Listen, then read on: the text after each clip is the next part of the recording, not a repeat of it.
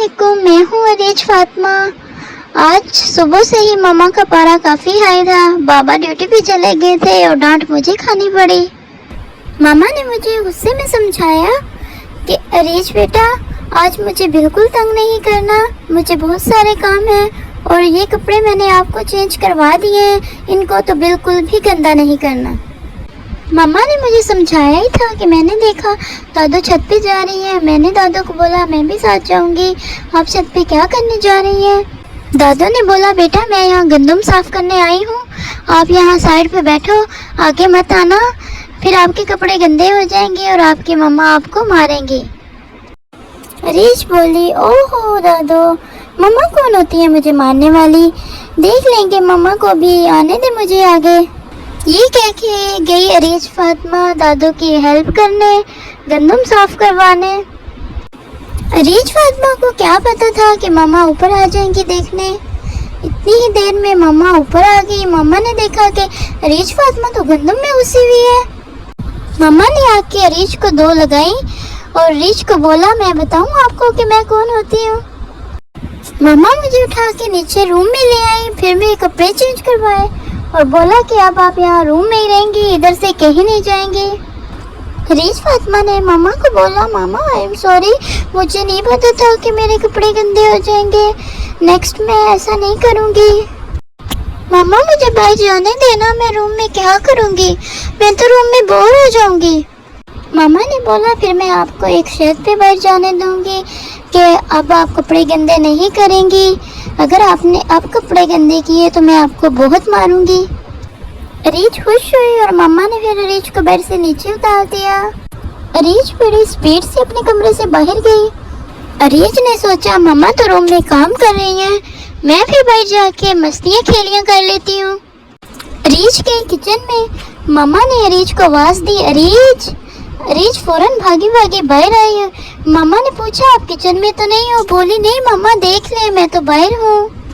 मम्मा ने मुझे देख लिया था किचन में जाते हुए। मम्मा आ गई, बोली आप मुझसे झूठ बोल रही हैं अरीज, गंदी बच्ची, इधर बाहर खेलो, मैंने आपको बोला है बाहर खेलने को, मैं रूम साफ करके आती हूँ, अभी बाहर खेलो। मम्मा अभी ये कह के अंदर ही गई थी। मेरे माइंड में एक और शरारत आई।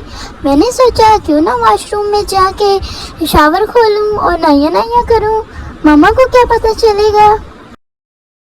मैं अभी ऊपर जाने ही लगी थी तो मम्मा आ गई। मम्मा ने मुझे पकड़ के बोला कि किधर जा रही हो? मैं कपड़े गीले करने जा रही हूँ, मैंने आपको मना किया था। अरीज बोली मम्मा मैं तो उधर वॉशरूम नहीं जा रही, मैं तो इधर ही जा रही थी, मेरा यहाँ काम है, मैं तो कपड़े गीले करने नहीं जा रही। मामा ने फिर बोला अच्छा बताना मुझे वो कौन सा काम है जो आप करने जा रही थी वहाँ। अरीज ने सोचा कि हाय अल्लाह मैं कितने फंस गई, कब आएंगे मेरे बाबा, कब मुझे थोड़ी सी आज़ादी मिलेगी, मम्मा तो बहुत डांटती हैं। अरीज ने मामा को बोला मामा मुझे तो वो काम भूल गया है कि मैं क्या काम करने आई थी, अच्छा मैं नीचे ही आ जाती हूँ, बाद में वो काम कर लूँगी।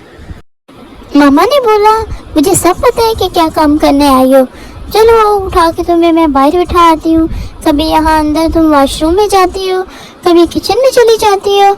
मामा ने मुझे पकड़ा और फिर बाहर ले आई।